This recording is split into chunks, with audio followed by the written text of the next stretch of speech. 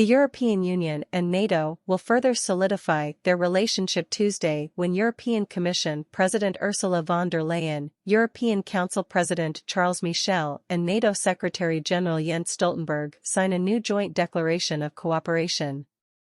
A top Biden administration official said a deal struck by the new Republican House majority to cap 2024 spending would not imperil aid to Ukraine that was part of a government funding bill enacted in December. The UK government is considering sending Challenger 2 tanks to Ukraine, a move that would mark the first time a Western country would provide Ukraine with NATO-standard main battle tanks to fight Russian forces. Ukrainian forces repelled attacks near 13 settlements in the Luhansk and Donetsk regions over the past day, including Soledar, the General Staff said in its morning update on Facebook.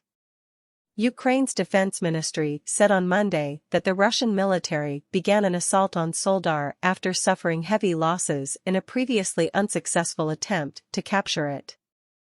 President Volodymyr Zelensky said in his nightly address that the resilience of the Ukrainian troops in the city allowed his country to gain additional time, noting that withstanding attacks there is extremely difficult as there are almost no whole walls left. Russian forces also shelled civilian infrastructure in the cities of Kharkiv, Kherson, Kramatorsk and Ochakiv over the past day, the Ukrainian military said.